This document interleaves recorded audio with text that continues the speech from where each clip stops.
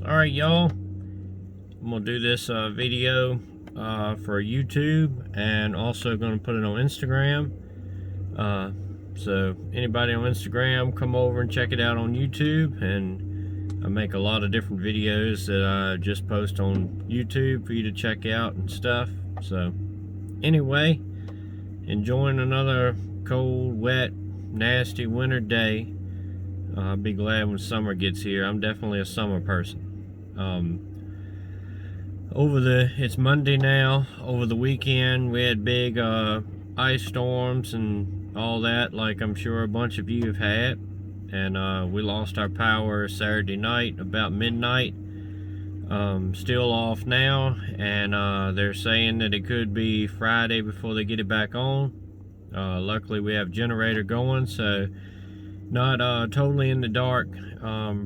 Got lights and refrigerator, and we have a propane stove, and propane fireplace, and we can run 2 space heaters off of it, and stuff like that. But not the end of the world, but it is kind of annoying. As far as a preparedness standpoint, it's not a really big deal. We're still sitting pretty good. Like I said, it's just kind of an inconvenience.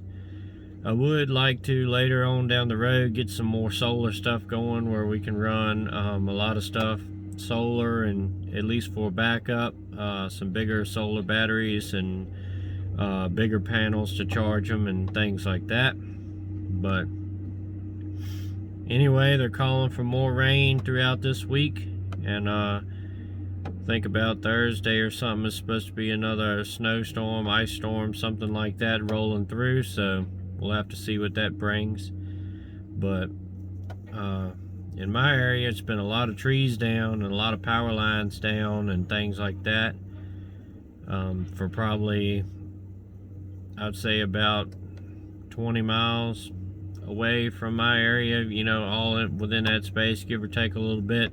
Some people have power, some people don't.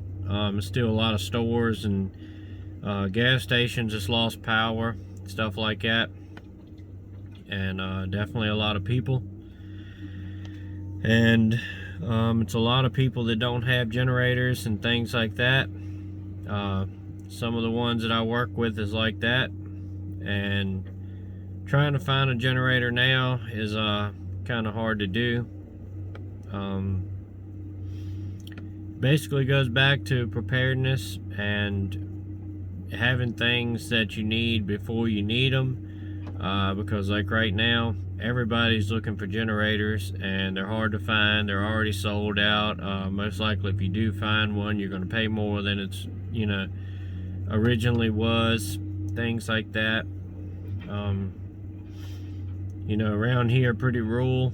It's pretty likely to lose power during summer and winter, with thunderstorms and heavy rains, and then winter you got ice and snow and things like that. So it's a good idea to go ahead and have those things, and definitely have extra food, alternate ways to heat, alternate ways to have light if you don't have those things, flashlights and stuff. A lot of people kind of pick on me for my flashlight obsession. Olights, I really like those for basically the budget I'm on. They're not the cheapest thing in the world, but I think they're pretty good quality. Some people have had terrible luck with them. All of mine have been great. I like the rechargeable factor.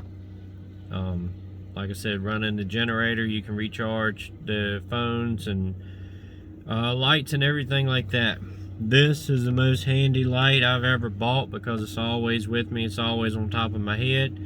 It may not be the coolest fashion statement, but I really don't care about that. You can also pull the patch off, put it in your pocket. Just pull this off, put it in your pocket, whatever, if you want to be a little cooler. And then the big brother, this is the Perun Mini, or Perun, some people pronounce it, but this is the big brother, the normal Perun. Actually, I need to clean the lens off because when I was smoking the hog meat, I bumped into some of it doing the fire and stuff, and I have some seasoning on it. But anyway, this also, it's bigger and bulkier, but puts off more light, and it lasts longer, and it's rechargeable, and it will fit the same base. I do have the Perun 2, but the clip will not fit the same base, so it's only works as a light and the headband that it comes with. So that's one thing that I don't like about it. So is what it is on that. But I was carrying the Warrior Mini with me all the time, but now I just carry these two because when this one, it's a really good light, it's pretty bright, and but it will die sooner than these will when you use it a lot, and especially being winter now, a lot of stuff to do outside, and it's dark earlier. And like I said, doing the smoking the meat and stuff, I used the light for a long time, and this one died, so I threw that one on. So things like that. Like I said, being able to recharge it, not have to buy batteries if you have a solar charger or you have a way to charge, or you know, they charge off of USB cords. So even if you just you had a couple, one goes dead, you take and put it out in your vehicle on charge while you use the other one and things like that. I have the Olantern 2. The battery lasts a really long time in that if you have it on, you know, like low to mid setting, you know, but puts off a good amount of light and lasts for a long time. I don't have one of the O-bulbs or anything like that. I don't think I made a video on this or the Perun 2, but maybe in the future I will. But so far I've had good luck to both of them, and I recommend that. I recommend you have food stocked up depending on your situation. Maybe you want some MREs for your like if the grid's down like it is now for us, you know, if you don't have a generator or anything like that, or a cooking stove to boil water or whatever, you know, you can just pop them open and go. A lot of food just out of the can, Spam, Vienna, sausages, potted meat, stuff like that. I eat it all the time, so it doesn't bother me. But you can eat them straight out of the can. A lot of the like baked beans, you can eat them straight out of the can. Chicken noodle soup, I like it better heated up, but you can eat it straight out of the can. And have a bunch of blankets, some sleeping bags, maybe things like that.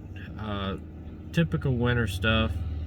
I would hope everybody watching is a prepper and has these things, you know, stocked up and in place, but maybe you're not, maybe you're new to it, maybe you're on the fence, maybe you're thinking about it. And I just want to give you some practical advice and ideas. You don't have to go crazy, tinfoil hat or anything like that, but I think it's a good idea for everybody to have some extra put back. Now, how much you have put back, again, goes down the rabbit hole. I have a group on MeWe and an account, and I just put a poll up to see if anybody votes or whatever, and kind of asking, do you lean more to prepping or to homesteading, or both, or you know, none of the above? Kind of see where you're at. If you want to, you can go over there. I'm a 6-shooter on that too, if you want to look that up and vote on the poll and things like that. But like I said, have food and water stocked up and a way to stay warm through the winter here and stuff, and you know, basically be able to survive whatever. Because like I said, we're pretty well stocked up. I wouldn't say we're ready for the end of the world, never being able to replenish supplies or anything like that. Just total, this is it, you got what you got. But we're trying to work more towards it every day, and you know, come out hopefully pretty good on the other side. But I would say I would recommend you would have at least a week's worth of whatever you need, whatever you eat, whatever you drink, stuff like that. Something pretty practical. You know, then it goes on to long-term preparedness and things like that. I've got some other videos on that, and I may make some more videos on that subject, but bare minimum, have those things. And I would suggest, if you don't have a way to protect them, that you get one. You know, whatever you can find nowadays.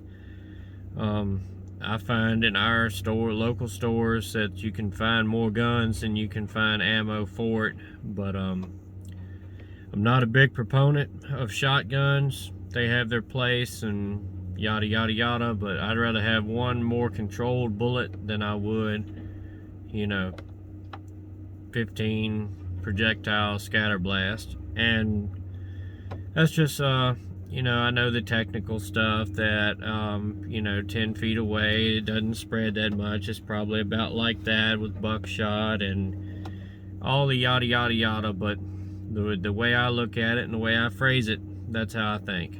I prefer, if you only had one gun, to have a pistol. Personally, I like 9mm, but that may not be your best bet right now, depending on if you have zero ammo and you're looking to get a gun, a pistol, or a rifle, whatever. When you go to your gun store, I would find out what they got the most ammo of and what you could get the ammo for before you decide on what gun you're going to get. If you buy 9mm and they don't have any 9mm ammo, or they have one box versus something like something chambered in .40 Smith & Wesson, and they got 5 boxes for it, you may be better off to go with that. Like I said, I like 9mm the best all around, but in this day and time, you may have to take what you can get. So, having all of those things, and it's you know, I'm not the greatest prepper in the world, or the most, you know, whatever, but it's really hard to draw down a bare minimum list for a beginner, because it's so much stuff that you need. I mean, you basically need everything in a SHTF situation that you have now. You need food, water, heat, shelter. I say network. It's good to have a group of people that can help you out. You know, this particular time, pretty much everybody in my group lost power, so we're all in about the same boat. But if you have a situation where you lose power and they have power, then you can get together and be a little more comfortable, you know, and come over and take a shower, eat food, you know, stay warm, all that stuff. You know, if I had power and they didn't, same thing, you know, things like that. It really makes things a lot better and makes you more prepared having people to help you out, in my opinion on that. But anyway, right now we had, like I said, some trees down. Nothing really major at my house. Some tops broke out and things, but it didn't really damage anything. I had one on my goat fence that I had to go cut off yesterday and put the fence back up, but it wasn't a big deal or anything like that. Right now we're running on the generator, so we're running kind of limited, and we hadn't had any sunshine and stuff, and my plants in the greenhouse look like they're suffering a bit. I have some grow lights in there to help out normally, but you know, I may turn them on for a little bit if it doesn't pull it too hard and things like that. Also, we're coming into the beginning of a grand solar minimum, and I kind of believe that. It seems like that to me. We definitely haven't had much sunshine all year. It's been colder, it's been wet, it's been nasty, and it you know, it's pretty evident to me that that's what we're coming into. But I guess I'm gonna go ahead and cut it off here, and y'all stay prayed up, prepped up, and strapped up. See ya.